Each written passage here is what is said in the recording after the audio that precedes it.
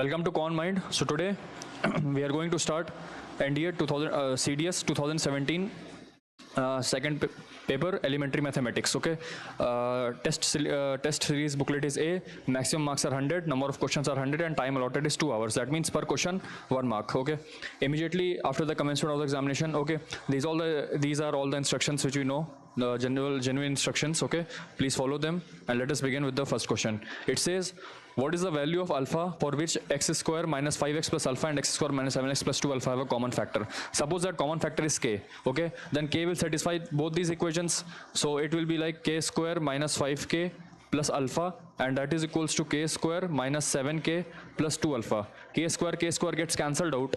Okay, and here it will be minus 5k plus 7k, that is 2k, and 2k is equals to alpha. Okay, that means k is equals to alpha by 2. Now since we have got the value of k, alpha by 2, let us put here. Okay, it will be alpha square by 4 minus 5 alpha by 2 plus alpha, that is equals to 0. Now here we can see that alpha square minus 10 alpha plus 4 alpha is equals to 0. So here it will be alpha square minus 6 alpha equals to 0. So either alpha is equals to 0 or alpha is equals to 6. Here it says that alpha is not equal to 0. Therefore, the only option left is alpha is equals to 6. So our answer will be 6, right? And the value of k will be 3. That means the common root is 3. How many numbers from 1 to 1000 are divisible by these numbers? So these numbers, अगर हमको एक ऐसा number चाहिए जो कि इन चारों से divisible हो, therefore then we will obviously calculate the LCM. हमें यहाँ पे हमें इन चारों का LCM लेना पड़ेगा. इन चारों का LCM क्या आएगा? 60. So जितने भी 60 के मल्टीपल्स हैं वो सभी के सभी इससे डिविजिबल होंगे. 60, 120, 180 एंड सो ऑन. कहाँ तक जाएंगे? जो लास्ट जो नंबर होगा आपका, है ना, वो कुछ भी हो सकता है. That means it must be less than 1000. Okay, so suppose here just calculate it by using the general term formula of arithmetic progression, where the first term is 60 and the common difference is 60. So the term will be 60 plus n minus 1 into d, and it must be less than 1000. So here we can say that this is less than 1000. So 60n is less than 1000. N is less than 16. Okay, means n is less than 16 point something. Okay, 16.66. okay, मतलब n की जो value है वो 16.66 से थोड़ी कम है, मतलब 16.66 से कम है. तो ऑब्वियसली नंबर्स तो हमारे इंटीजर फॉर्म में होंगे, तो जो n की वैल्यू आ रही है वो 1 से लेकर 2 से लेकर कहाँ तक जाएगी? 16 तक. तो हमारे पास टोटल ऐसे 16 नंबर्स आ जाएंगे जो कि इससे डिविजिबल है, and they are between 1 and 1000. Okay, now here it says that what are the factors of. अब देखिए किसी भी क्वेश्चन में अगर फैक्टर्स पूछा तो हम यहाँ पे सबकी वैल्यू सब्स्टिट्यूट करके रख देते हैं. x इक्वल टू 2 सब्स्टिट्यूट करेंगे यहाँ पे, तो क्या आ जाएगा? 8 plus 4 16 minus 22 minus 30. Here it is 22, 24 minus 22. Therefore it is not a factor. Okay, because this term is not equal to 0 here. Now let us check x plus 2. Obviously x plus 2 will satisfy if x minus 2 is not satisfying. Let us check x plus 3. X equal to minus 3 will be minus 27 plus 36 plus 33 and minus 30. Here it will be 9 plus 33, 42 minus 30 is not equal to 0. Therefore option number B is also not satisfying here. Now since x plus 2 is also a factor, x minus 3 will be also a factor because x plus 3 was not a factor. Now let us check if whether it is x plus 5 or x minus 5. Okay, so x plus 5 will be equal to x equal to minus 5. Let us check. Minus 125 plus 100. Okay, we are substituting x equal to -5. हम यहाँ पे जो क्या है, हम यहाँ पे x को -5 रख रहे हैं यहाँ पे, ठीक है, because x plus 5 is a factor and x plus 5 equal to 0. That means x equal to -5 will satisfy this equation. So -5 यहाँ पे रखेंगे तो प्लस 55 हो जाएगा, and here it will be -30. -125 plus 100 will be -25, and here it will be plus 55 -30. This whole expression will be 30 and -30, that is equal to 0. तो finally हमारे पास जो option number सी है वो करेक्ट आ जाएगा. ठीक है, इसको ऐसे करते हैं. अब जो ये वाला क्वेश्चन है ना, इसको ध्यान से देखिएगा, इसको कैसे करेंगे यहाँ पे. ठीक है, हमको दे रखा है x की जो वैल्यू है वो ये दे रखी है 20 डिजिट्स की। ओके, सो हम x को कैसे एक्सप्रेस कर सकते हैं? x को मैं ऐसे लिख दूं, जो पहला डिजिट होता है वो जितने नंबर ऑफ डिजिट्स हैं उसकी एक 10 की पावर कम होती है। मतलब ये आपका हो जाएगा, जो ये लिखा है 10 की पावर 19 प्लस ये जो लिखा है ये आपको हो जाएगा 10 की पावर 18। कहने का मतलब है यदि मेरे पास कोई नंबर है 23 तो उसको मैं लिख सकता हूँ क्या, 2 into 10 to the power 1 plus 3, ऐसे लिख सकता हूँ। सिमिलरली यहाँ पे मैंने क्या लिखा है, 1 into 10 to the power 19 plus 1 into 10 to the power 18 and so on. ऐसे करते करते कहाँ तक जाएगा, 1 इंटू 10 टू द पावर 0 तक। ओके, ये मेरे पास x आ चुका है। ठीक है, y मुझे दे रखा है ये 10 डिजिट्स का और z भी मुझे दे रखा है 10 डिजिट्स का। ओके, तो मैं क्या करूंगा कि मैं ये जो 20 डिजिट है इसको मैं 10 डिजिट के फॉर्म में लाने की कोशिश करूंगा, जिससे कि हमारा जो एक्सप्रेशन है ये वाला जो कि हमको निकालना है थोड़ा सा सिंप्लीफाई हो सके। ठीक है, थोड़ा सा सिंप्लीफाई हो जाए, इसके लिए मैं क्या करूंगा, मैं इन 20 डिजिट्स को 10 डिजिट्स के फॉर्म में लाने की कोशिश करूंगा। ठीक है, तो इसको मैं अगर मैं ध्यान से देखूं तो मैं 10 टू द पावर 19 से लेकर एक एक्सप्रेशन में बना सकता हूं कहां तक का,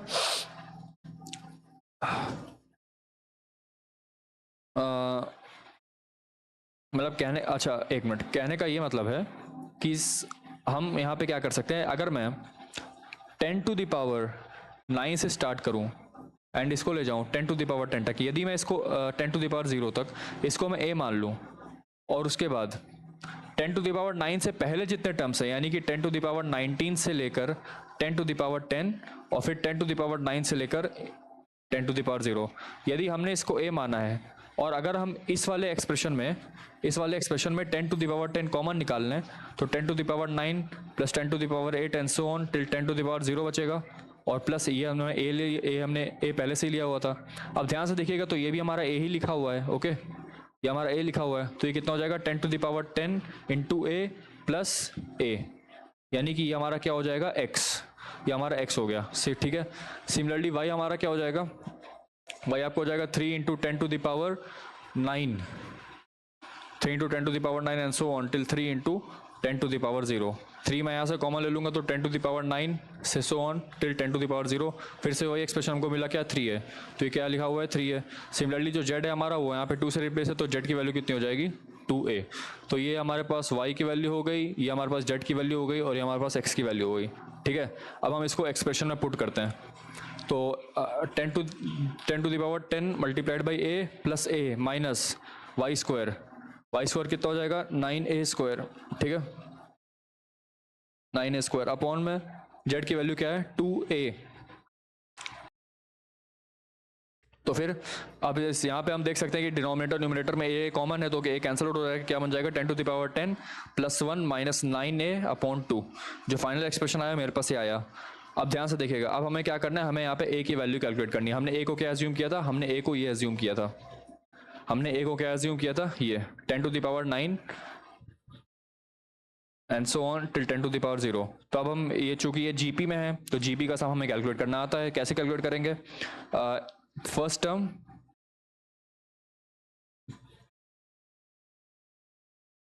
one minus R, common ratio क्या हो जाएगा इसका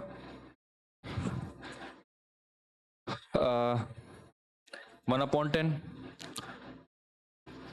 नंबर ऑफ टर्म्स कितने हैं 10 अपॉन 1 माइनस 1/10, ये हो जाएगा। सो यहाँ से a की वैल्यू कितनी आ रही है मेरे पास 10 to the power 9 into 10 to the power 10 minus 1 upon 10 to the power 10 upon 9/10। यहाँ से कैंसिल आउट हो जाएगा, 10 बन जाएगा, 10 से 10 कैंसिल आउट हो जाएगा। ठीक है,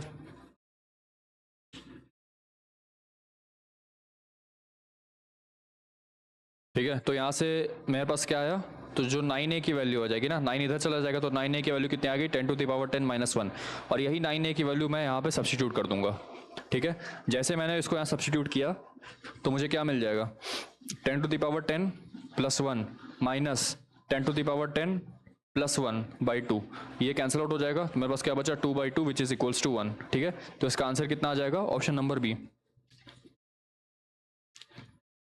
What is the positive value of m for which the roots of the equation are in the ratio 3:2? कहने का मतलब है सपोज रूट्स है हमारे अल्फा प्लस अल्फा बीटा, तो अल्फा अपॉन बीटा की वैल्यू जो है 3/2 हो जाएगी। ठीक है, और अल्फा प्लस बीटा की जो वैल्यू हो कितनी हो जाएगी -m/12, और अल्फा बीटा की वैल्यू कितनी हो जाएगी 5/12। ठीक है, हमसे कह रहा है what is the positive value of m for which the roots of the equation are in the ratio 3:2। अगर 3:2 के रेशियो में है तो 3 के और 2 के जो इसके रूट्स हो जाएंगे, हम इसको यहाँ पे सेटिस्फाई भी करवा सकते हैं। ठीक है, एक बार इसको करके देखते हैं कितना हो जाएगा। 9k², हमसे बेसिकली m की वैल्यू पूछ रहा है, या तो हम इसको यहाँ पे भी सब्स्टिट्यूट कर सकते हैं।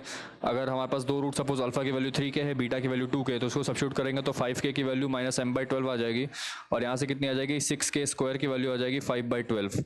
ठीक है, अब यहाँ से मैं देख सकता हूँ कि k की वैल्यू हम लिख सकते हैं -m/60। इसको सब्स्टिट्यूट कर देते हैं तो कितना आ जाएगा, 6 × m²/3600 इज इक्वल्स टू 5/12। आ गया आंसर। तो कितना हो जाएगा, 300, ये आपको हो जाएगा 50, और m² की वैल्यू कितनी आ जाएगी, 250। m² की वैल्यू 250, तो m की वैल्यू कितनी आ जाएगी 5√10। ठीक है, नेक्स्ट वाले सवाल पे आता है। Let fx and gx be two polynomials with real coefficients having degrees 3 and 4. What is the degree of fx into gx? सीधी सी बात है, इसका आंसर 7 होगा। डिग्री क्या होता है, किसी भी पॉलिनोमियल का हाईएस्ट पावर उसके जो वेरिएबल में आता है ना। फॉर एग्जांपल जैसे क्वाड्रेटिक का होता है 2, तो x², अब x² में 2 है तो वो मैक्सिमम पावर है।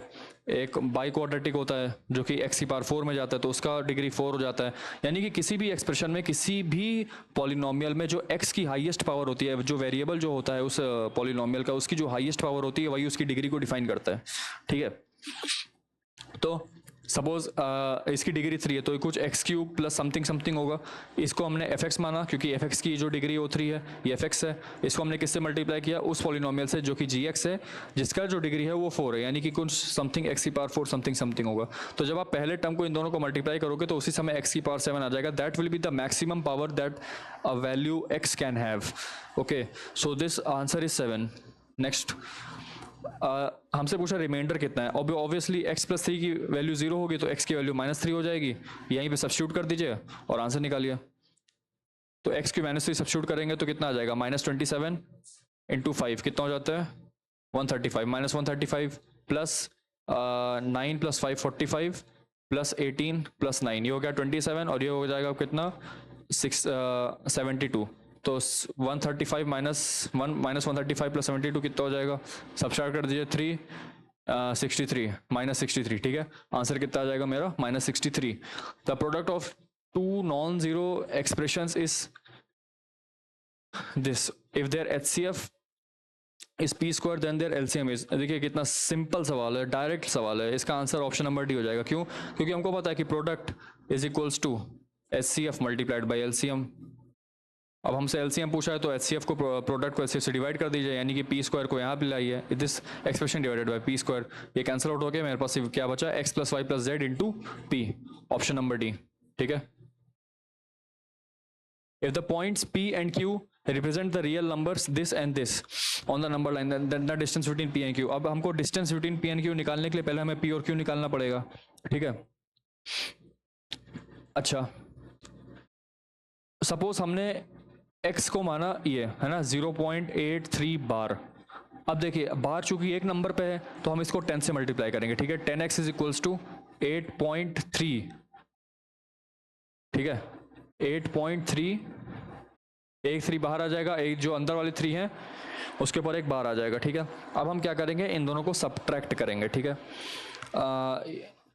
यानी कि 9x = अब जितने भी 3 बार वाले टर्म्स है सब कैंसिल आउट हो जाएंगे, और ये अब यहाँ से सब्ट्रैक्ट होगा तो कितना हो जाएगा 7.5। ठीक है, तो x की जो वैल्यू है वो आई है 7.5/9, यानी कि 75/90, with that is equals to p। Similarly उसी तरह हम q की वैल्यू निकालेंगे यहाँ से।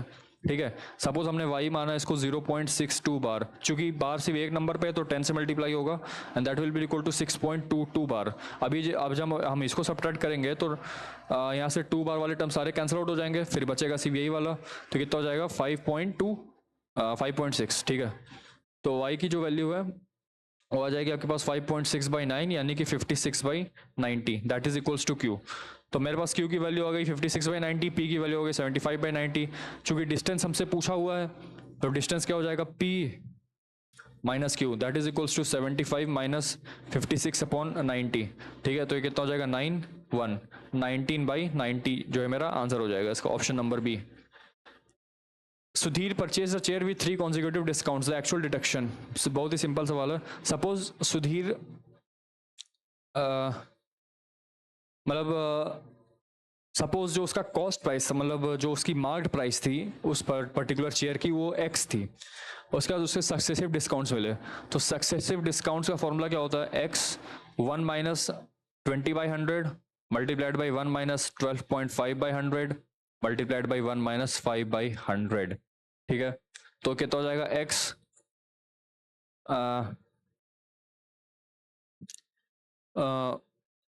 1 minus 1/5 is 4/5, 1 minus 125/1000 into 1/20 यानी कि 19/20। x 4/5 इधर आ जाएगा, ये कितना आ जाएगा? 1/8, 7/8, 19/20। तो अगर कुछ कैंसिल आउट हो रहा है तो देख लेते हैं, यहाँ से 2 जा रहा है और तो कुछ लग नहीं रहा कि कैंसिल आउट होगा। 40 200, ये 200 हो गया, ये 6 143। यानी कि जो चेयर थी उसकी एक्चुअल, उसकी जो जिस प्राइस पे सुधीर ने खरीदा वो इतनी कम हो गई। 143/200 इंटू एक्स, ओरिजिनल प्राइस था x, अभी इतना कम हो गया, तो टोटल डिस्काउंट कितना लगा? x minus 143 x by 200 upon x into 100, ये आपका डिस्काउंट हो जाएगा। ठीक है, कितना हो जाएगा? 200 माइनस 143x कितना हो जाएगा? 57x, 57x upon 2।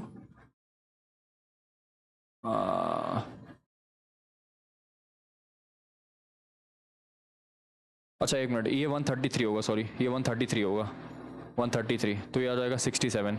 67x upon 200 into 100 into 1 upon x, x cancel out हो जाएगा, ये आपका 2 हो जाएगा, ये कितना हो जाएगा? 33.5% है ना, 33.5% जो है हमारा इसका एक्चुअल डिडक्शन होगा। ठीक है, a fruit seller has a certain number of mangoes of which 5% are rotten. He sells 75% of the mangoes of the remainder and he is left with 95 mangoes. How many mangoes did he have originally?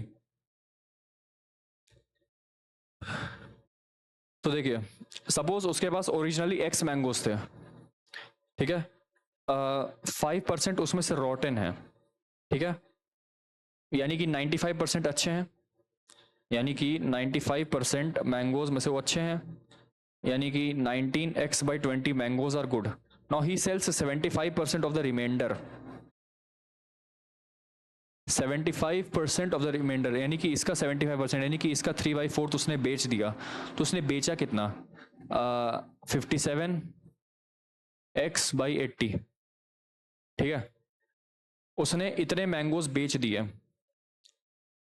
यानी कि and he is left with 95 mangoes. कहने का मतलब है कि इसका 1/4 good mangoes का plus जो रॉटन मैंगोज थे यानी कि 5% एक्स के, इन टोटल को मिला के उसके पास 95 मैंगोज बचे हुए हैं। तो इसको सॉल्व करते हैं तो 19x/80 आ जाएगा। ठीक है,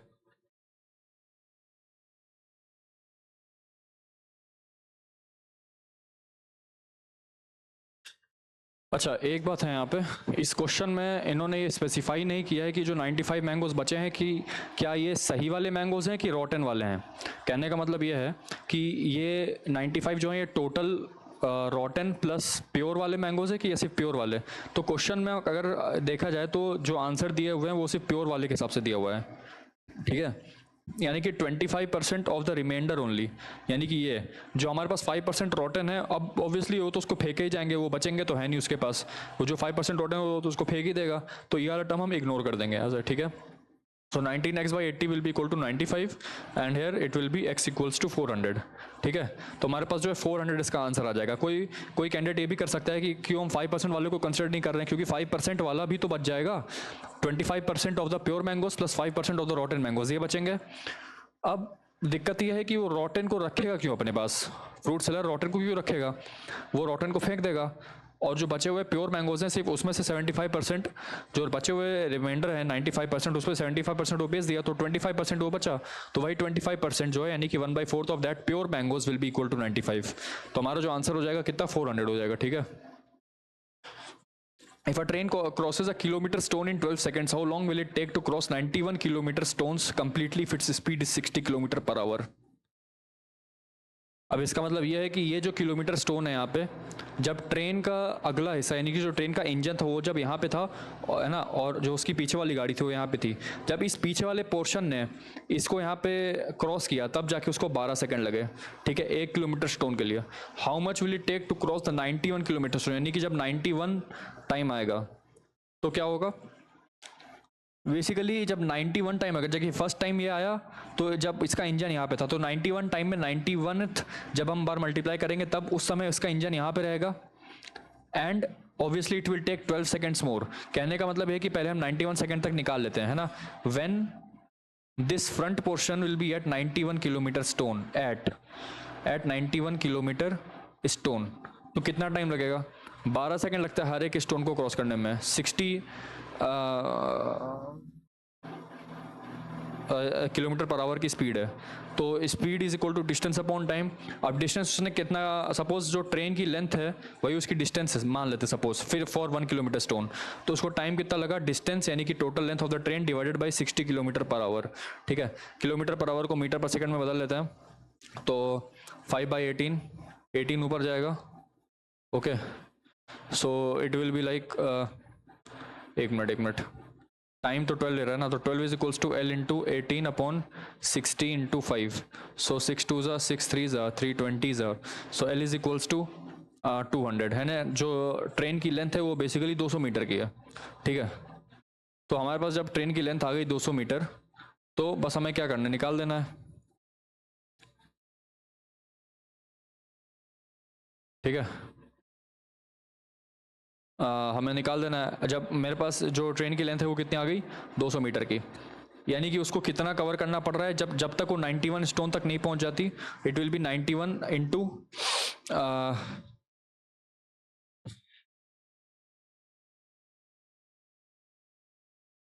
12, ठीक है. कितना हो जाएगा ये, 91 इंटू 12, 2 18 1 9 2 9 1092 1092 सेकेंड्स, ठीक है.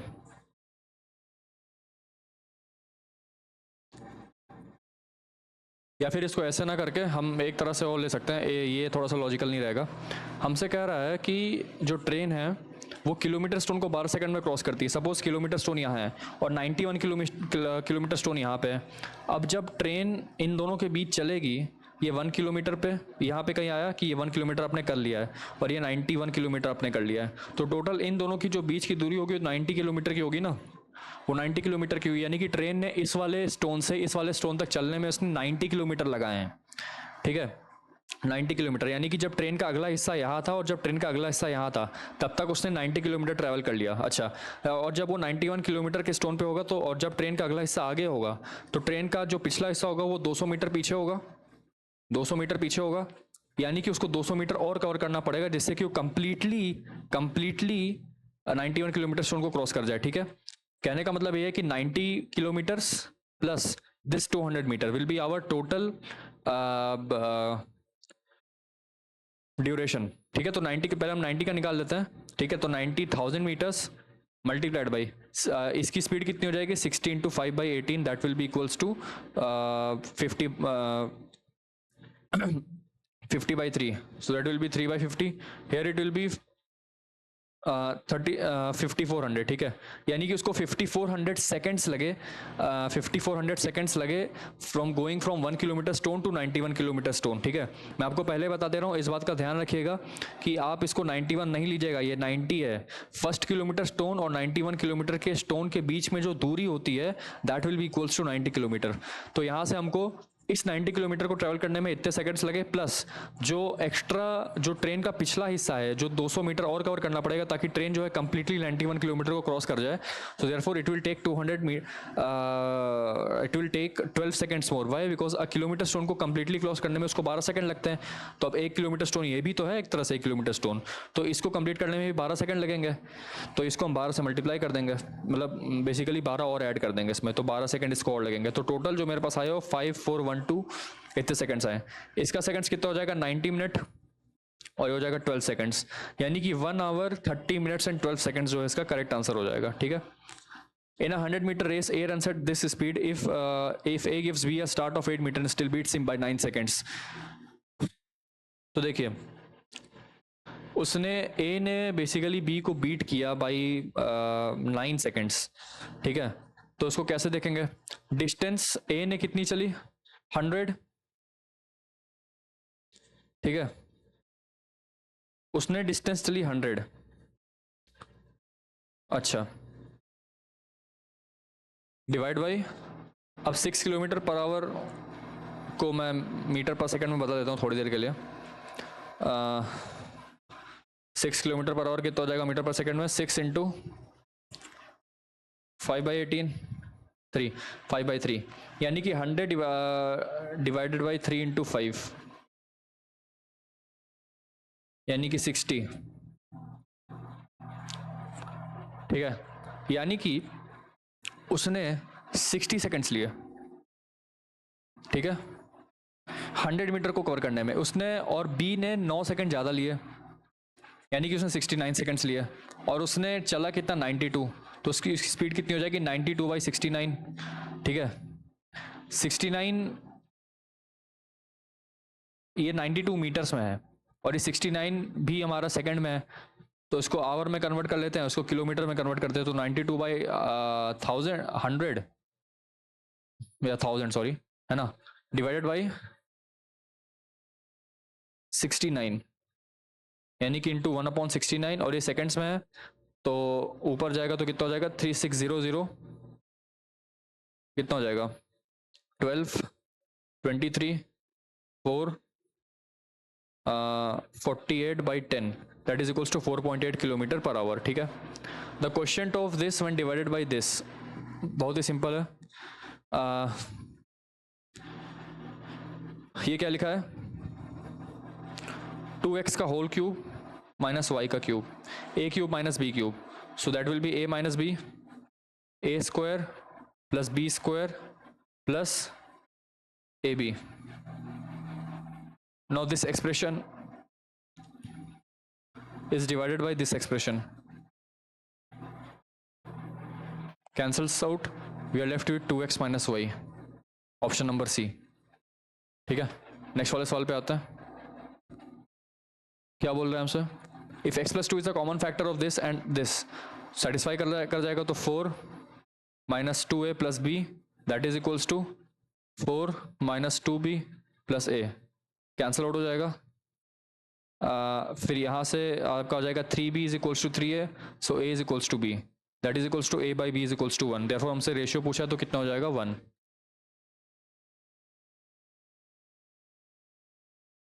Let this be a polynomial, हमारे पास पॉलिनोमियल गिवन है, हमसे कह रहा है f(x) is divided by this expression, okay, f(x) is divided by this expression, the remainder is, कहने का मतलब है कि वही हमारा फैक्टर रिमाइंडर फैक्टर थ्योरम वाला सवाल हो जाएगा, ठीक है।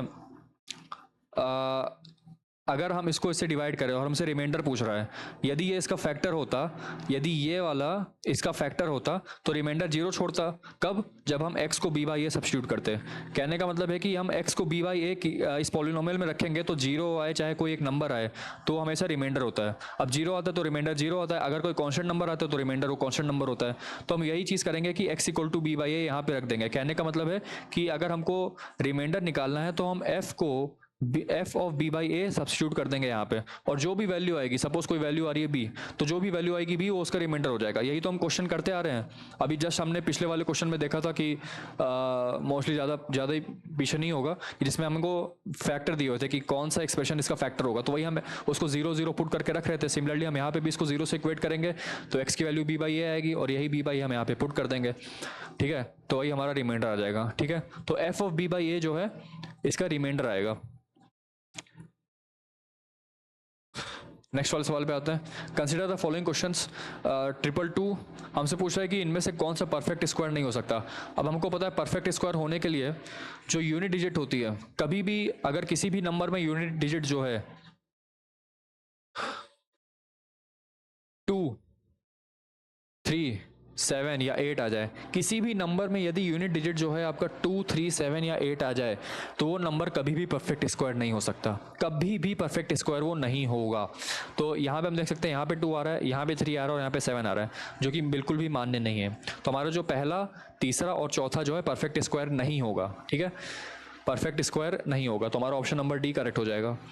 The product of the polynomials is equals to, इन दोनों का प्रोडक्ट करेंगे तो आएगा एक्स स्क्वायर माइनस 4, ठीक है। अब इसको मैनिपुलेट करते हैं।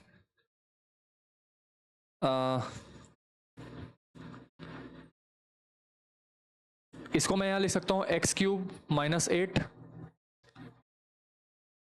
Minus 2x square minus 4x, ये आपका ये हो गया, मल्टीप्लाइड बाय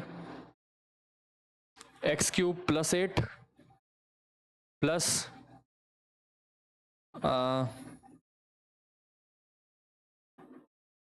या फिर एक मिनट, इसको थोड़ा सा और रीअरेंज कर लेते हैं और सिंप्लीफाई कर लेते हैं। हम क्या करते हैं, इसको और इसको साथ मिलाते हैं, यानी कि x cube plus 4x minus में 2x square plus 8 multiplied by X cube plus 4x plus 2x square plus 8। तो ये देखिए बन गया ना, a minus B into A plus B, तो क्या हो जाएगा ए स्क्वायर माइनस बी स्क्वायर, ये बन गया। कॉमन निकाल लेते हैं यहां से, या उसकी भी कोई जरूरत नहीं है, एक्स स्क्वायर माइनस 4 पहले से ही है, x square minus 4 X square ये हो जाएगा multiplied by x square plus 4 का होल स्क्वायर माइनस, जब 2 यहां से बाहर निकालेंगे तो ये 4 आ जाएगा, एक्स स्क्वायर प्लस 4 का whole square into X square minus 4, X square plus 4 का whole square, X square minus 4 into X square minus 4, ये स्क्वायर में पहले से ही, तो एक्स स्क्वायर प्लस 4 का whole square into X square minus 4 का whole square, यानी कि एक्स की पावर 4 माइनस 16 का होल स्क्वायर, ये मेरा जो है सही आंसर आ जाएगा। क्या, एक्स की पावर 4 माइनस 16 का whole square, option number B, ठीक है।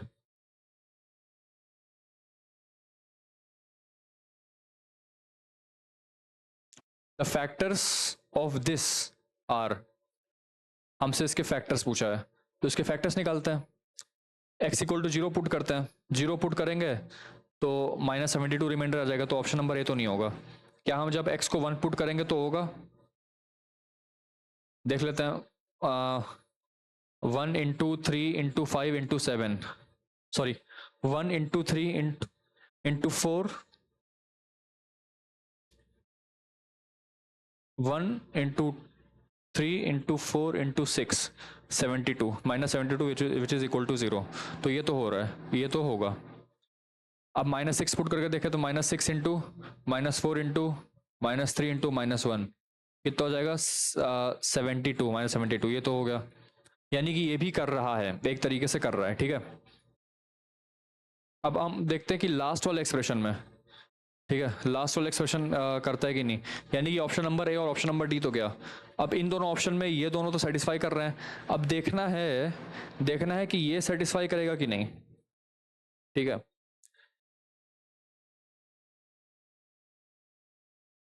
तो इसको करने के लिए हम इसको सॉल्व करते हैं, ठीक है। एक काम करिए, ये आपका 2 + 3 5 बन जाएगा और यहाँ पे 0 + 5 5 बन जाएगा। तो हम क्या करते हैं, x इंटू एक्स प्लस 5 को साथ में लाते हैं और x + 2 इंटू एक्स प्लस 3 को साथ में लाते हैं, ठीक है।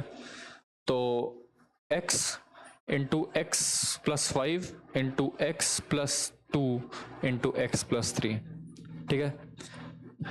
तो ये कितना हो जाएगा, x square plus 5x multiplied by x square plus 5x plus 6, ठीक है। तो मैं क्या करता हूँ, एक्स स्क्वायर प्लस 5x को मैं t मान लेता हूँ, तो कितना हो जाएगा t into T plus 6 minus 72, कितना हो जाएगा t square plus 6t minus 72, कितना हो जाएगा t square plus 12t minus 6t minus 72, तो t की वैल्यू तो माइनस 12 आ रही है या तो t की वैल्यू 6 आ रही है, ठीक है ना। कहने का मतलब है या तो t माइनस 6 होगा या तो t प्लस 12 होगा, यही होगा।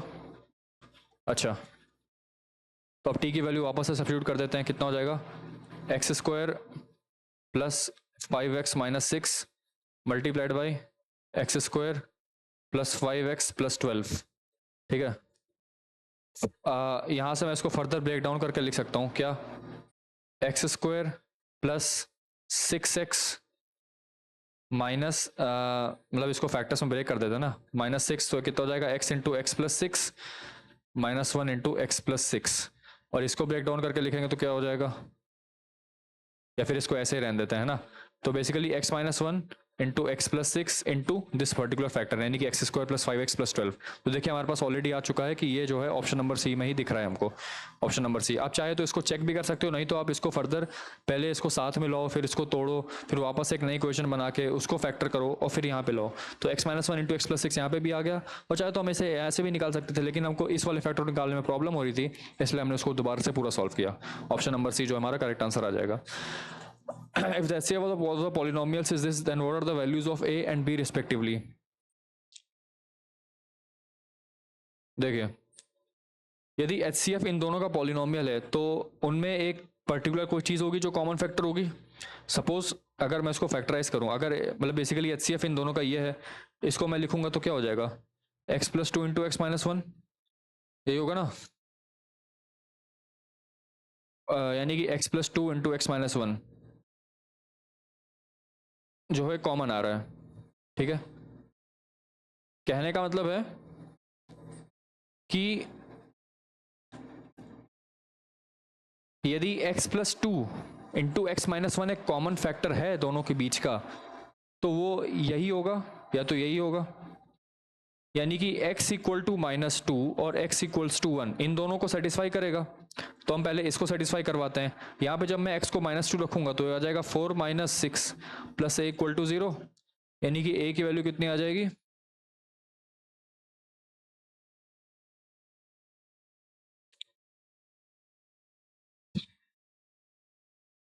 या फिर इसको आप ऐसे देखो, अगर यहाँ पे x माइनस 1 पहले से है और हमको पता है कि x plus 2 into x minus 1 एक कॉमन फैक्टर आ रहा है, तो जाहिर सी बात है यहाँ पे x प्लस 2 होगा और यहाँ पे x माइनस 1 होगा, प्रोडक्ट में होना तो चाहिए, तभी तो x माइनस 1 यहाँ कॉमन आएगा और ये x प्लस 2 और x प्लस 2 यहाँ कॉमन आएगा। तो ऑब्वियसली x प्लस 2 इसको सेटिस्फाई करेगा और x माइनस 1 इसको सेटिस्फाई करेगा। तो यहाँ से a की वैल्यू कितनी आ रही है 2, और जब x इक्वल्स टू 1 इसको सेटिस्फाई करेगा तो b की वैल्यू कितनी आ रही है -3। तो मेरे पास a और b की वैल्यू कितनी आ जाएगी, 2 and -3 respectively. a b c d are non zero integers such that a b divides c d। Okay, a b divides c d if a and c are co-prime, then which one of the following is correct? a and c are co-prime, ठीक है। co-prime का मतलब है कि जो इनका LCM, जो इनका HCF होगा वो 1 होगा, जो इनका HCF होगा वो 1 हो जाएगा, because a and c are co-prime। ab divides cd, okay, a and c are co-prime. Now since a and c are co-prime, therefore a cannot be a factor of c। पहला तो गलत है, a cannot be a factor of c never in any condition, क्योंकि अगर उनका HCF 1 आ रहा है तो ऑब्वियसली वो दोनों अलग अलग हैं, वो कभी भी एक दूसरे का फैक्टर नहीं हो सकते।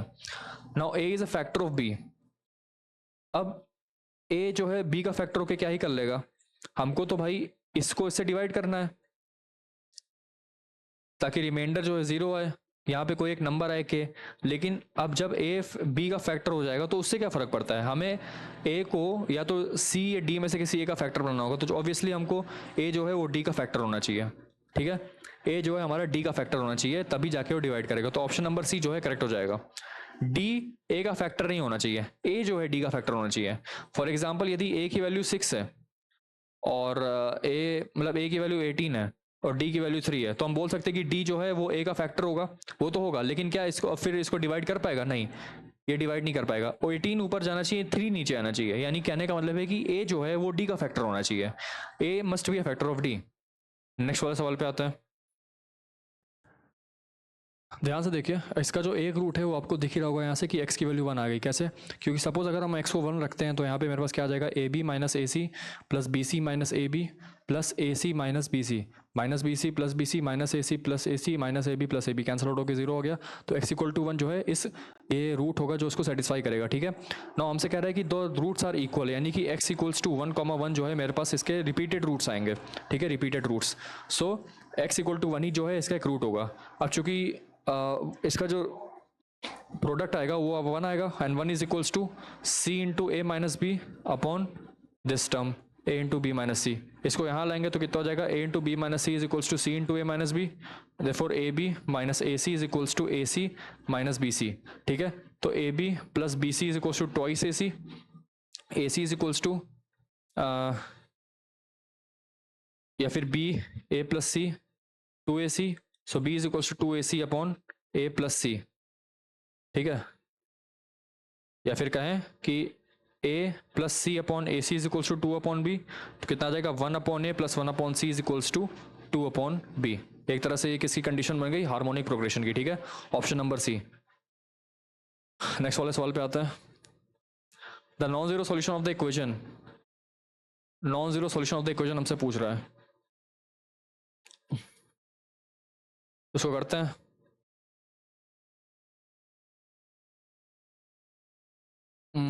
देख लेते हैं कितना हो जाएगा, a minus x square upon b x plus इसको इधर ले आइए तो कितना हो जाएगा b minus x square upon c x equals to c minus x upon b plus b minus x upon c. तो कितना हो जाएगा a c x minus c x cube plus b square x minus b x cube upon b c x square, and that is equals to c square minus c x plus B square minus b x मेरी upon b सी।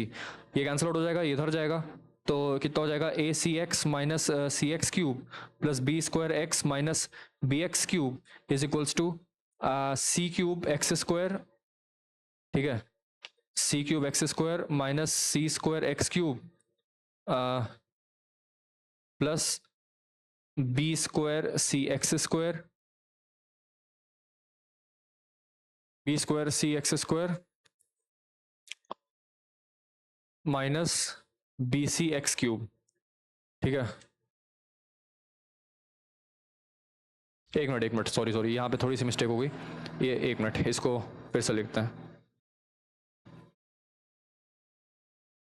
ए c x minus c x cube plus B square x minus b x cube, ये आपका अपना क्या हो जाएगा, B c x है ना, ये बी सी एक्स हो जाएगा, c square minus c x plus B square minus b x, ये उधर जाएगा तो कितना हो जाएगा,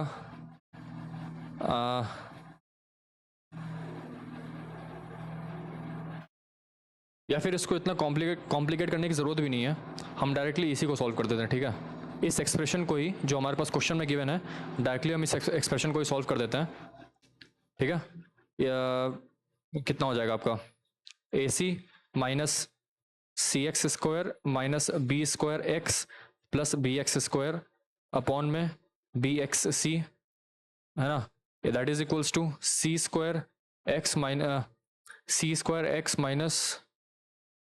सी x square minus B square plus b x square upon b c x, यहाँ से कैंसिल आउट हो जाएगा, minus c x square minus c x square यहाँ से और बी एक्स स्क्वायर यहाँ से, तो ए C plus B square as equals to X into C square plus B square.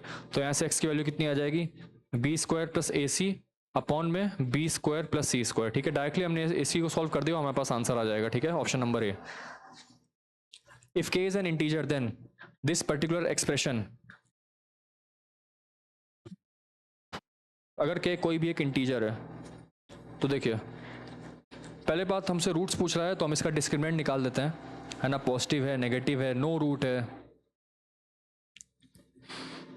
Shridharacharya method लगा के इसको सॉल्व करते हैं। इंटीग्रल रूट्स की बात करें तो ऑब्वियसली श्रीधराचार्य लगेगा। अंडर रूट में जो हम एक्सप्रेशन लिखते हैं ना 49 यानी कि बी स्क्वायर माइनस 4ac, तो कितना हो जाएगा 56 इंटू के स्क्वायर माइनस 49, ये कैंसिल आउट हो जाएगा। तो अंडर रूट मेरा 56 के स्क्वायर आ रहा है, के इंटीजर है, के तो बाहर आ जाएगा लेकिन रूट में मेरा 56 आ जाएगा, तो ऑब्वियसली मेरे पास कोई भी इंटीग्रल रूट नहीं आएगा, दोनों के दोनों जो है नॉन इंटीग्रल रूट आएंगे, ठीक है, ऑप्शन नंबर ए गलत है, ऑप्शन नंबर बी गलत है, ऑप्शन नंबर डी भी गलत है, तो ऑप्शन नंबर सी जो है करेक्ट आंसर हो जाएगा। How many numbers between this are divisible by 13, देख लेते हैं। तो पहला नंबर कौन सा होगा, 507। कैसे, इसको जब आप 13 से डिवाइड करोगे तो कितना आ जाएगा, 39। ठीक है, तो 507 पहला नंबर होगा। ऐसे करते करते जाएगा कहाँ तक, लेस देन 1000 तक। तो हम इसको एपी में कर लेते हैं। ठीक है, तो 507 plus n minus 1 into 13 must be less than 1000। तो कितना हो जाएगा, 507 plus 13n minus 13 is less then 1000। So 507 minus 13 कितना हो जाएगा, 497 माइनस 3 विल बी 494। तो 13n is less then 1000 minus 494 हो गया 6, ये हो गया 0, 506। तो n is less than equal to, n is less than 506 by 13, 116, 13 at 38 point something something कुछ आंसर आएगा। तो ऑब्वियसली वो क्वांटिटी 38 से बड़ी होगी, तो हमारे पास 38 ऐसे नंबर्स होंगे जो 500 और 1000 के बीच में होंगे, that are divisible by 13। To maintain 8 cows for 60 days, a milkman has to spend this amount। ठीक है, यानी कि 8 काउस को 60 डेज तक मेंटेन करने के लिए उसको इतना खर्च करना पड़ता है। सिमिलरली 5 काउस को मेंटेन करने के लिए फॉर n डेज हमें इतना खर्च करना पड़ा। तो n की वैल्यू कितनी हो जाएगी, यहाँ से कैंसिल आउट होगा, 6 8 8 5 12 6 उधर जाएगा तो कितना हो जाएगा, 72। हमारा आंसर कितना हो जाएगा, 72 डेज। वही आपका वही वाला फॉर्मूला है, m into W into T. A student has to score 40% of the marks to pass an examination. हमसे पूछा है मैक्सिमम मार्क्स कितने हैं, मैक्सिमम मार्क्स को हमने टी मान लिया, 40% of the T. He got only 45 marks and failed by 5 marks. यानी कि यदि उसको 5 मार्क्स और मिल जाते,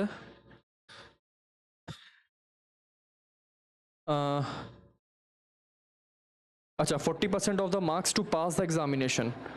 ठीक है ठीक है, यानी कि उसको इतने मार्क्स चाहिए to pass the examination. He got only 45 marks, और यदि उसको 5 मार्क्स और मिल जाते तो वो इतना ले आता। तो that is equals to 50, 50 is equals to 40 T by 100। यहाँ से कैंसिल आउट होगा, तो 5 2s 5 10s 2 2s।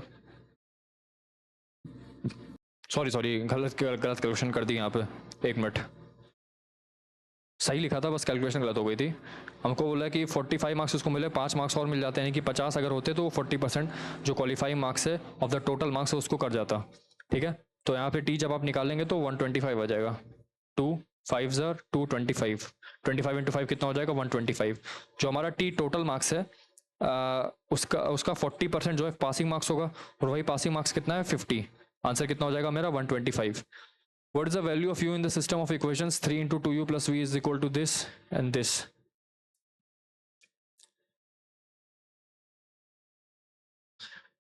Six u plus 3v is equals to 7 uv, and 3u plus 9v is equals to 11 uv.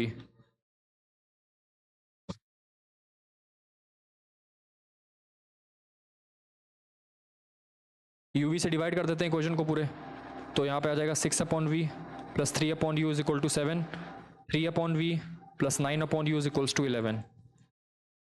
अब क्या करते हैं, 1/v को b ले लेते हैं, 1/u को a ले लेते हैं। तो कितना आ जाएगा, 3a plus 6b is equal to 7 and 9a plus 3b is equal to 11।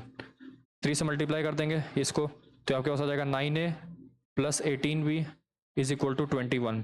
ये कैंसिल आउट हो जाएगा, ये आपका 15b इज इक्वल टू 6, तो sorry 15b is equals to 10, b is equals to 2/3। तो v की वैल्यू कितनी आ जाएगी, 3/2, और a की वैल्यू कितनी आ जाएगी यहाँ से, 9a plus 2 is equal to 11। So 9a is equals to 9 and a is equals to 1। a की वैल्यू 1 है तो 1/u की वैल्यू भी 1 है, तो u की वैल्यू भी 1 है। हमसे क्वेश्चन में u की वैल्यू पूछ रहा है, तो आंसर कितना हो जाएगा, 1। 5 years ago Ram was 3 times as old as Shyam. 5 years from now Ram will be, what is the present age of Ram? Let the present age of Ram be x. 5 years ago यानी कि x minus 5, Ram was 3 times as old as Shyam. Shyam की current as कितनी, suppose y मान लेते हैं, है ना, इसकी y मान लेते हैं और राम की x मान लेते हैं। तो Ram was 3 times as old as Shyam, तो y minus 5, 5 years from now, 4 years from now, यानी कि x plus 4, Ram will be only twice as old as Shyam. बस हमें इन दोनों इक्वेशन को सॉल्व कर लेना है, ठीक है। तो x minus 3y is equal to -10, और यहाँ से मेरे पास आ जाएगा x minus 2y is equals to 4। तो कितना आ जाएगा, -3y minus Y is equals to -14, तो y इज इक्वल्स टू 14 यहाँ से आ जाएगा, और x -42 इज इक्वल टू -10, तो x की वैल्यू कितनी आ जाएगी 32। हमसे राम की एज पूछा हुआ है, तो x की वैल्यू कितनी आ जाएगी 32। Ram buys 4 chairs and 9 stools, यानी कि 4 chairs and 9 stools for rupees 1340. If he sells chairs at 10% profit and stools at 10% profit, he earns a total profit of rupees this.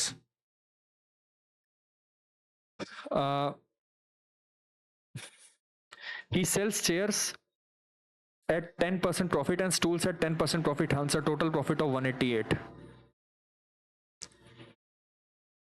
Total profit उसको मिला 188 का। तो अगर हम इसको 188 इसमें ऐड कर दें, 1340 plus 188, so it will B 21528, यानी कि उसको इतने का उसने इतने में बेचा, ठीक है। सपोज 4 चेयर्स की कॉस्ट x रुपीज़ थी और 9 स्टूल्स की कॉस्ट y रुपी थी, हाँ ठीक है। ही सेल्स चेयर्स एट 10% प्रॉफिट, यानी कि वो 10% प्रॉफिट लगा के बेच रहा था, यानी कि 11x/10 पे उसने बेचा, प्लस और स्टूल्स को 20% प्रॉफिट पे, यानी कि y प्लस y/5, यानी कि 6y/5, ठीक है। And that was equals to 1528, ठीक है। इसको फर्दर सॉल्व करेंगे तो 11x plus 12y will be equal to 15280, और यहाँ से मेरे पास क्या आया था, x प्लस y that is equals to 1340, ठीक है। इसको 11 से मल्टीप्लाई करते हैं, सो दोनों इक्वेशन को सॉल्व करेंगे तो यहाँ से मेरे पास x और y की वैल्यू आ जाएगी, ठीक है। हमसे पूछा है कि how much money did he have to pay for the chairs, यानी कि x की वैल्यू हमको निकालनी है, तो निकाल देते हैं। 11x plus 12y is equals to 15280, इस पूरे को मैं 11 से मल्टीप्लाई करता हूँ, तो यहाँ पे 12 से मल्टीप्लाई करता हूँ, तो कितना आ जाएगा, 12x plus 12y is equals to 1340 multiplied by 12 कितना हो जाएगा, 086204311 08061 16080। सब्ट्रैक्ट करते हैं, कैंसिल आउट होगा, तो यहाँ से x इक्वल टू कितना आ जाएगा, 0080, तो x की वैल्यू कितनी आ जाएगी मेरे पास 800। तो हमसे जो पूछा था, हमसे x की वैल्यू पूछा था, तो आंसर कितना आ जाएगा 800, ठीक है। Which of the following is the correct statement? X says that x plus 5 is equal to 5, तो यहाँ से x की वैल्यू 0 आ रही है, तो सिर्फ 0 आएगी, तो ऑब्वियसली एक सिंगलटन बनेगा, तो ऑप्शन नंबर बी हमारा करेक्ट हो जाएगा, ठीक है। नेक्स्ट वाले सवाल पे आता है, if A B plus B C plus C equal to 0, then what is the value of this. देखिए अगर ये 0 है, तो हमको पता है a plus B plus C का होल स्क्वायर का फॉर्मूला क्या होता है, a square plus B square plus C square, ठीक है, प्लस ट्वाइस ऑफ, अब ये तो 0 है तो 0 ही हो जाएगा, यानी कि a plus B plus C का होल स्क्वायर की वैल्यू किसके बराबर आ जाएगी, a square plus B square plus C square के, ठीक है।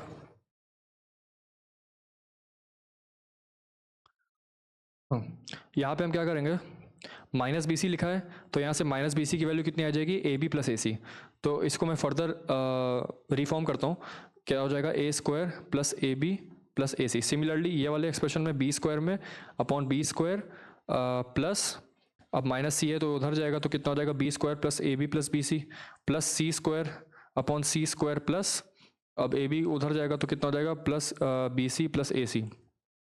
तो आपके पास हो जाएगा ए स्क्वायर अपॉन में ए कॉमन लेंगे तो यहाँ से बचेगा A plus B plus C, plus में बी स्क्वायर, अगर यहाँ से बी कॉमन लेंगे तो यहाँ पे ए प्लस बी प्लस सी बचेगा, प्लस सी स्क्वायर, सी यहाँ से कॉमन लेंगे तो ए प्लस बी प्लस सी बचेगा, ठीक है। तो यहाँ पे बी सी की मिसिंग है, तो ये आपका हो जाएगा ए स्क्वायर बी सी, यहाँ पे ए सी मिसिंग है तो बी स्क्वायर ए सी, और यहाँ पे ए बी मिसिंग है तो ए बी सी स्क्वायर, अपॉन में क्या आ जाएगा, A B C into A plus B plus C, right. अच्छा, यहाँ से ए बी सी कॉमन ले लेते हैं, ए बी सी जब कॉमन लेंगे तो मेरे पास क्या बचेगा, A plus B plus C, और नीचे भी मेरे पास क्या बचा है, A B C into A plus B plus C, cancel out होके सब कुछ कैंसिल आउट होके हमारे पास 1 आ जाएगा आंसर, ठीक है। Indian examination 35% students failed in Hindi, 45% students failed in English. यहाँ पे वेन डायग्राम बना लेते हैं। 35 स्टूडेंट्स ये हिंदी है, ये इंग्लिश है। 35 स्टूडेंट्स हिंदी में फेल हो गए, 45% स्टूडेंट्स इंग्लिश में फेल हो गए, 20% दोनों में फेल हो गए। यानी कि ओवरऑल निकालें एच बार मतलब जो पास नहीं हो पाए, एच बार यूनियन ई बार, इसकी वैल्यू निकालेंगे तो पी ऑफ एच बार यानी कि 35 plus P of E bar यानी कि 45 minus P of this intersection यानी कि 20, तो कितना हो जाएगा 0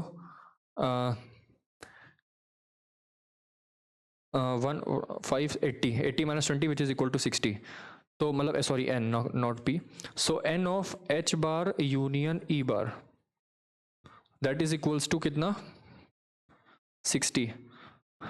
सो 100 माइनस टोटल में से अगर मैं एच इंटरसेक्शन ई का होल बार सब्ट्रैक्ट कर दूं तो 60 ही होगा, टोटल माइनस दिस बार। या फिर अगर ऐसा करें,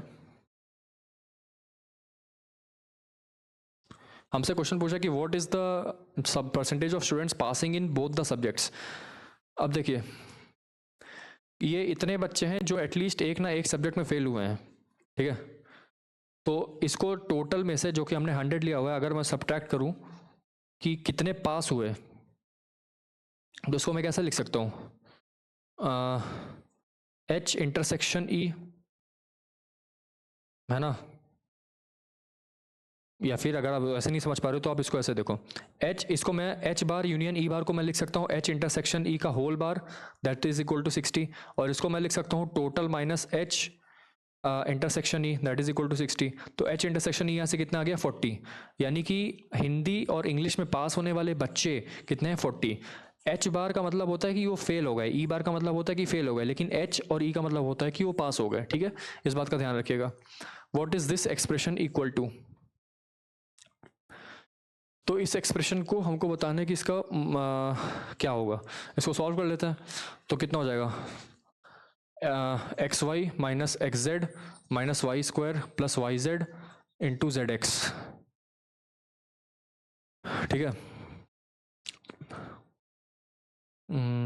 तो आपका कितना हो जाएगा, सॉरी जेड माइनस एक्स, तो X Y Z minus x square Y minus X Z square plus X square Z minus Y square Z plus Y square x plus Y Z square and minus X Y Z. यहाँ से minus X Y Z plus X Y Z cancel out हो जाएंगे, upon में जो नीचे आपके पास बचेगा वो आ जाएगा कितना, X cube minus Y cube minus 3 X Y minus 3x square Y plus 3 XY square, similarly plus Y cube minus Z cube minus में 3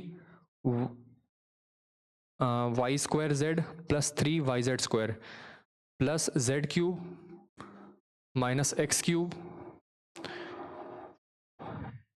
plus minus 3x Z square plus 3x square Z, ठीक है, ये आ जाएगा। तो यहाँ ध्यान से देखें तो X cube minus X cube minus Y cube plus Y cube minus Z cube और प्लस जेड क्यूब, ये सब कैंसिल आउट हो जाएगा। और जब आप यहाँ से सब में देखो 3, यहाँ पे एक टर्म आ रहा है, ठीक है, यहाँ से 3 जो है एक टर्म आ रहा है, तो यहाँ से मैं -1/3 को बाहर निकालता हूँ, -1/3 को मैंने बाहर निकाला, या फिर सिर्फ 1/3 को, सपोज 1/3 को जब मैं यहाँ से 3 बाहर निकालूंगा तो कितना आ जाएगा, ऊपर क्या मेरे पास बच रहा है, minus x square Y minus X Z square plus X square Z minus Y square Z plus Y square x plus Y Z square, upon में 3 बाहर निकला है। अब यहाँ पे देखिए minus x square Y plus X Y square minus Y square Z plus Y Z square plus X Z square, sorry minus X Z square plus X square Z. आप देख सकते हो ये वाला टर्म और ये वाला टर्म टोटली कैंसिल आउट होकर हमारे पास क्या बचा है, सिर्फ 1/3। ठीक है, नेक्स्ट वाले सवाल पे आते हैं।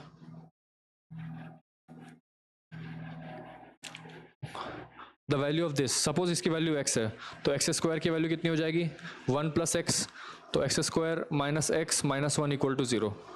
अब इसकी वैल्यू निकालनी है, इसकी वैल्यू कितनी होगी भाई, √b² 4ac/2, यानी कि 1 + √6/2। ठीक है, तो 1 + √6/2 की वैल्यू कहाँ से कहाँ लाई करती है भाई, तो √6 की वैल्यू समथिंग आपका 2.3 के अराउंड में होगी। कितना हो जाएगा 3.3/2 अराउंड समथिंग, मतलब कहने का मतलब है कि इसी के अराउंड में होगी, है ना। यानी कि कोई भी ऐसी वैल्यू होगी तो वो हमेशा 1 और 2 के बीच में लाई करेगी। ठीक है, it will lie between 1 and 2। No, अब इसकी वैल्यू निकालते हैं। पहले इसको सिंप्लीफाई कर लेते हैं, तो इसको मैं क्या लिख सकता हूँ, log 8 to the base 10 plus log 1000 to the base 10। अब log 1000 to the base 10 की वैल्यू कितनी आ जाएगी 3। सिमिलरली यहाँ पे log 6 to the base 10 plus 2, तो आपके पास हो जाएगा 5 प्लस दिस, तो 5 प्लस 0.9031 प्लस 0.7782 ऐड करेंगे तो आएगा कितना 31861। इसको 5 से ऐड करेंगे तो कितना आ जाएगा 6.6813। Correct answer option number D. Next वाले सवाल पे आते हैं। 50 men can complete a job in 40 days. However, after 24 days, some men out of the job assigned 30 left the job.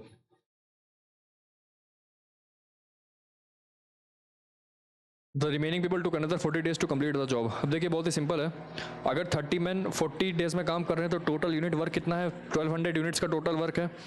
उसमें से 24 दिन तक 30 men ने काम किया, तो 720 यूनिट काम पूरा हो गया। बचा कितना यूनिट 480 यूनिट। अब 480 यूनिट बचा हुआ है, 24 डेज में सम मैन चले गए, सपोज एक्स मैन चले गए, तो बचे कितने 30 - x। उन्होंने इस पूरे काम को करने के लिए कितना दिन लिया 40 दिन, तो इसको कर लीजिए, तो आ गया 12, तो 12 = 30 - x, सो x की वैल्यू यहाँ से कितनी आ जाएगी 18। ठीक है, 4 goats और 6 sheep can graze a field in 50 days। 4 गोट 50 दिन में उतना ही फील्ड को ग्रेस करेंगे जितनी 6 शीप्स 50 दिन में उसी फील्ड को ग्रेस करेंगी। तो 4 गोट जो है वो 6 शीप्स के बराबर है, यानी कि 2 गोट 3 शीप्स के बराबर है। इसी वैल्यू को यहाँ सब्स्टिट्यूट कर दीजिए। जो 3 शीप है वो 2 गोट के बराबर है, यानी कि वो जो जितना काम ये दोनों मिलके करेंगे उतना ये 4 गोट मिलके अकेले कर देंगे। 4 गोट जो है 50 दिन ले रहा है, तो ऑब्वियसली आंसर कितना हो जाएगा 50 दिन। नेक्स्ट वाले सवाल पे आता है। Tab can fill a tub in 10 hours। After opening the tap for 5 hours it was found that a small outlet at the bottom of the tub was open, water was leaking through it. It was then immediately closed. Took 7 hours to fill the tub after closing the outlet. Empty the full tub of tank. हमसे पूछा question में कि what time will be taken by the outlet to empty the full tub of water. Suppose outlet जो है n घंटे लेता है, outlet जो है n घंटे लेता है खाली करने के लिए। ठीक है, इसको मैं मिटा देता हूं यहां से। आउटलेट जो है मेरे पास n आवर्स लेता है to empty the full tub. ठीक है,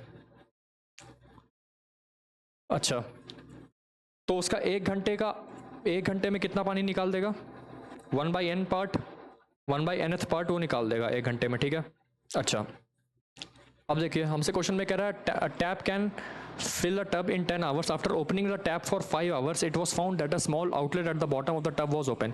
यानी कि 5 घंटे के बाद ये पता किया गया कि वहाँ पे एक लीकेज है, एक तरह से बेसिकली आउटलेट है जो कि पानी को एम्प्टी भी कर रहा है, और साथ में जब हम पानी भर रहे हैं तो पानी एम्प्टी भी हो रहा है।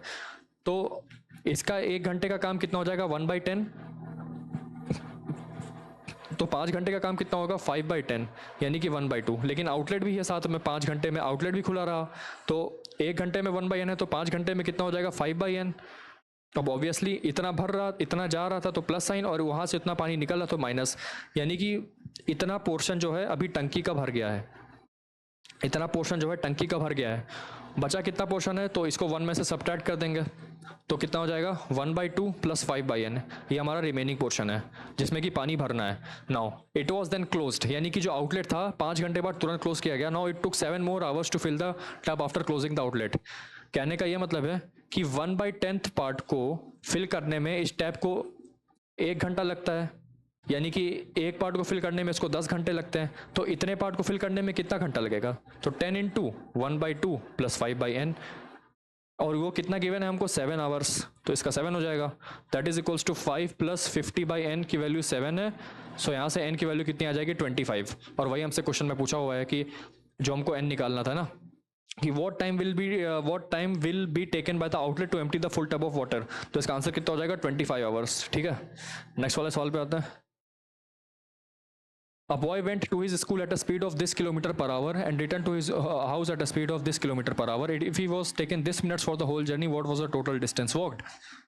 तो total distance तो भैया 2d होगा, तो d upon 12 kilometre per our plus d upon 8 kilometer per hour is equals to 50 upon 60. So it will be 2d plus 3d upon 24 is equals to 5/6, 4, 20. So 2d plus 3d is equals to 20. So 5d is equals to 20, तो d is equals to 4. लेकिन हमसे total distance पूछा है, यानी कि घर से school जाना और स्कूल से घर आना दोनों में 2d कवर हुआ ना, मतलब एक बार जाना एक बार आना, तो कितना हो जाएगा 8. हमारा आंसर कितना हो जाएगा 8 किलोमीटर्स. ठीक है, नेक्स्ट वाले सवाल पे आते हैं. If 78 is divided into 3 parts which are proportional to 1, 1/3, 1/6, then the middle part is, बहुत ही सिंपल है, 1 प्लस 1/3 प्लस 1/6 का टोटल कितना हो जाएगा 6 प्लस 2 प्लस 1,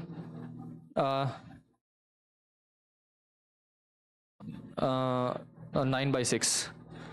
तो मिडल पार्ट कितना है 1/3, टोटल कितना है 9/6 इंटू 78.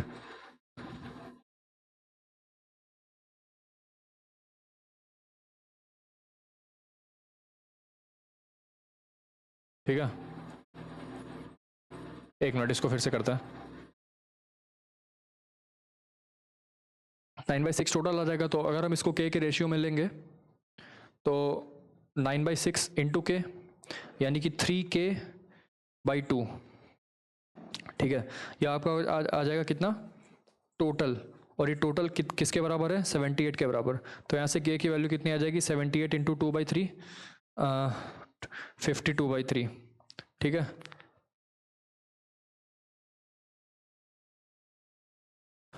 सॉरी 52. तो k की वैल्यू कितनी आ गई 52. अब हमसे पूछा मिडल पार्ट कितना है k/3, तो k/3 की वैल्यू निकालनी, तो that will be equal to 52/3. ठीक है, there are 350 boys in the first 3 standards. The ratio of the number of boys in the first and second standard is 2:3, while that of boys in the second and third standard is 4:5. तो first upon second जो है, एक minute, first upon second कितना है 2:3, और second upon third कितना है 4:5. तो 3 और 4 का एलसीएम कितना हो जाएगा 12. तो इसको मैं 4 से मल्टीप्लाई करता हूँ, तो फर्स्ट अपॉन सेकेंड की वैल्यू कितनी आ जाएगी 8/12. सेकेंड अपॉन थर्ड को मैं 3 से मल्टीप्लाई कर देता हूँ, तो कितना आ जाएगा 12/15. तो 8:12:15 जो है इसका रेशियो आ रहा है first is to second is to third का. ठीक है, इसको मैं k मान लेता हूँ, तो 8k plus 12k plus 15k, इसकी वैल्यू है 350. तो कितना हो जाएगा 27 प्लस 8 35. तो k की वैल्यू 10 आ गई. हमसे पूछ रहा है number of boys in the first and third standards, यानी कि 8k प्लस 15k की वैल्यू बतानी है, that is equal to 23k and k is equal to 10. therefore total answer is 230. ठीक है, the difference between the compound interest and the simple interest deposited for 2 years. मैंने आपको बार बार बताया जब भी 2 years का आता है और डिफरेंस हमसे बोलता है, तो आंसर क्या होता है p/r/100 का होल स्क्वायर. ठीक है, p की वैल्यू हमको निकालनी है, r की वैल्यू हमको गिवन है कितनी 5, 100 है, ये है, टाइम है 2, दैट इज इक्वल टू 15. तो बस हो गया, आंसर निकाल दीजिए यहाँ से. p कितना हो जाएगा 6000. नेक्स्ट वाले सवाल पे आते हैं. When prices rise by 12%, if the expenditure is to be same, what is the percentage of consumption to be reduced? अच्छा, सपोज प्राइसेस थी 100. ठीक है, 100 रुपीज़ का कंजम्पशन हो रहा था. अभी प्राइसेस कितने हैं 120, 112. लेकिन कंजम्पशन हमको करना है 100 का ही, हमको कंजम्पशन करना है कितने का, 100 का, ठीक है।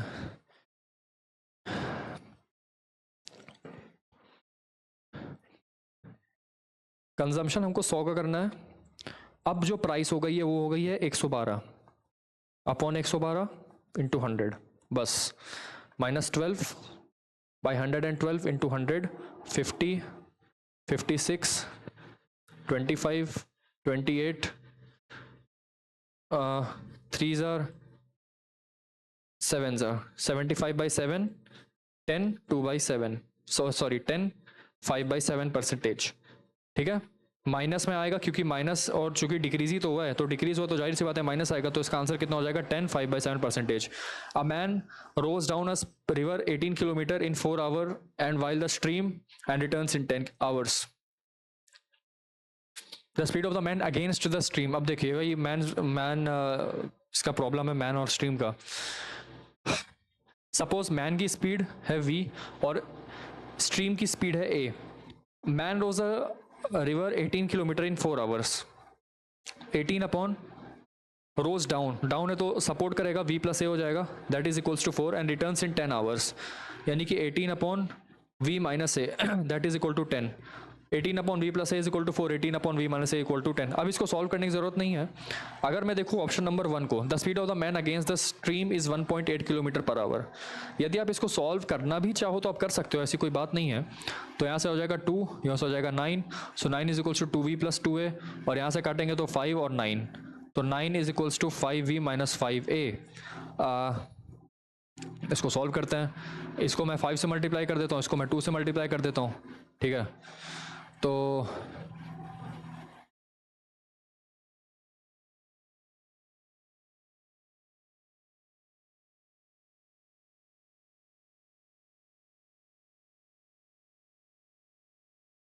कितना हो जाएगा ये 45 is equals to 10v plus 10a, और यहाँ से हो जाएगा आपका कितना 18 is equals to 10v minus 10a।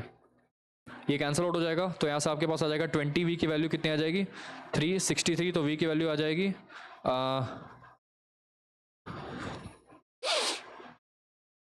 63 by 20, या फिर 2 3 ज़ा 6,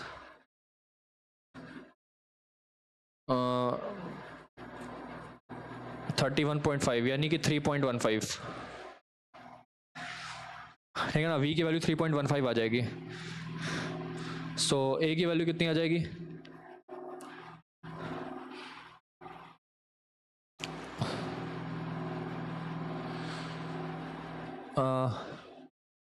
2v 6.3 प्लस 2a की वैल्यू 9 आ जाएगी, तो 2a की वैल्यू कितनी आ जाएगी 9 माइनस 6.3, a की वैल्यू हो जाएगी 1.35, यानी कि स्ट्रीम की स्पीड है जो 1.35 आ रही है, तो ऑप्शन नंबर 3 तो सही है। The man speed of the man in still water is 3.15, ये भी सही है। स्पीड स्टिल वाटर का मतलब कि वहाँ पे स्ट्रीम की कोई इसको मदद नहीं मिल रही, यानी कि वो अपनी स्पीड से चल रहा है, दैट इज 3.15, ये सही है। The speed of the man against the stream, against the stream मतलब कि v माइनस ए की वैल्यू निकालनी है, तो यानी कि 3.15 माइनस 1.35, 0 8 1, 1.8 जो है इसका करेक्ट आंसर आ जाएगा, यानी कि 1 2 and 3 all the options are correct. If a triangle has sides this units and theta is the acute angle, then what is the value of sin theta plus cos theta? बहुत ही simple है। ये theta है, ये आपका 5 है, और ये आपका 12 है, ये आपका 13 है। थीटा ये भी हो सकता है, जरूरी नहीं है। तो मैं दोनों से निकाल देता हूँ। साइन थीटा यहाँ से निकालेंगे तो 5/13 आएगा, कॉस थीटा निकालेंगे तो 12/13 आएगा। यहाँ से आप निकालेंगे तो यहाँ से साइन थीटा आपका 12/13 आ जाएगा और कॉस थीटा आपका 5/13 आ जाएगा। दोनों ही केस में आपके दोनों बराबर आएंगे, that will be equal to 25/13, sorry 17/13, ठीक है। Sine x plus cosec x की वैल्यू निकालनी है। AMGM का कंसेप्ट लगेगा यहाँ पे, बता दे रहा हूँ पहले ही।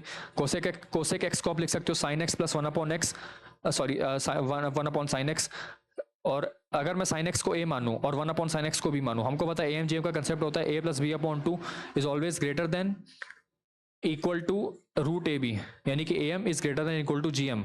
और इक्वल टू साइन तब लगता है जब ए की वैल्यू बी के बराबर होती है, लेकिन यहाँ पे साइन एक्स की वैल्यू 1/sin x के बराबर नहीं है, ठीक है। तो यहाँ पे सिर्फ होगा कि a plus b by two is greater than root a b, यानी कि sine x plus 1/sin x is greater than root times sine x into 1/sin x, यानी कि √1, ठीक है।